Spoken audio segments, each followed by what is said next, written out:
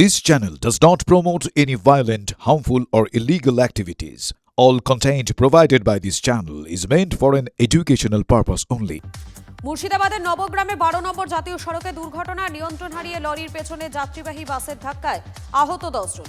আহতদের উদ্ধার করে হাসপাতালে পাঠানোর ব্যবস্থা করেন নবগ্রামের বিধায়ক। বাস চালকের গাফিলতিতেই দুর্ঘটনা অনুমান পুলিশের। দেগঙ্গায় তৃণমূল নেতাদের বাড়ি ঘিরে জনরোষ, গ্রেফতারের দাবিতে বিক্ষোভ, উত্তেজনা। তৃণমূল এবং আইএসএফ এর কর্মীদের মধ্যে ধস্তাধস্তি, গ্রেফতার তৃণমূলের অঞ্চল সভাপতি বাবলু হোসেন এবং পঞ্চায়েত সদস্য ইকবাল হোসেন। ধৃতদের বিরুদ্ধে একাধিক দুর্নীতির অভিযোগ। বাগদায় পঞ্চায়েত সমিতির সদস্য গ্রেফতার, বাগদা সমিতির তৃণমূলের প্রাক্তন সভাপতি গোপা রায়কে গ্রেফতার করে পুলিশ। জমি সংক্রান্ত বিবাদে রাজনৈতিক প্রভাব খাটিয়ে মারধর করার অভিযোগে গ্রেফতার। 12 জুলাই বাগদা থানায় লিখিত অভিযোগ দায়ের করেন সাগরী মুন্ডা, সেই অভিযোগের তদন্তেই গ্রেফতার।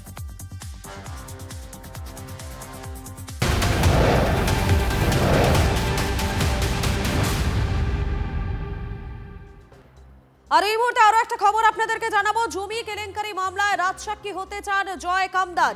ইডির আদালতে আবেদন অভিযুক্ত জয় কামদারের। আমাদের প্রতিনিধি সুপ্রিয় রয়েছেন আমাদের সঙ্গে। সুপ্রিয়, আর কি আপডেট রয়েছে? প্রথমেই তোমাকে যেটা বলবো যে এই যে জয় কামদার, তিনি কিন্তু এই মুহূর্তে প্রেসিডেন্সি জেলে বন্দী রয়েছেন। সেই জয় কামদারের তরফ থেকে জোর করে জমি দখল ও বেআইনি নির্মাণ মামলাতে তিনি তার নিজের যে দোষ বা নিজের তার বিরুদ্ধে ওঠা যে অভিযোগ সেটা তিনি কবুল করতে চান, অর্থাৎ এক কথায় বলতে গেলে তিনি রাজসাক্ষী হতে চান। আর সেই মর্মেই কিন্তু তিনি প্রেসিডেন্সি জেল থেকেই আইনজীবী মারফত বিশেষ যে ইডির আদালত রয়েছে সেখানে তিনি আবেদন জানিয়েছেন, এবং সেই আবেদন জানানোর পরিপ্রেক্ষিতে ইডির তরফ থেকে ইতিমধ্যেই কিন্তু তারা যেটা দাবি করেছেন যে তারা এই বিষয়ে একেবারেই অবগত নয়। সেই জায়গা থেকে 10 দিনের জন্য সময় দেওয়া হোক। আদালতে পাল্টা এই আবেদন ইডির তরফ থেকে জানানো হয়েছে। তার জমি কেলেঙ্কারি মামলাতে রাজসাক্ষী হতে চেয়ে জয় কামদারের তরফ থেকে যে আবেদন জানানো হয়েছে, সেই আবেদনের পরিপ্রেক্ষিতে ইডি যে সময় দিয়েছে তাতে কিন্তু আদালতের তরফ থেকে আগামী 25শে আগস্ট পর্যন্ত সময় দেওয়া হয়েছে।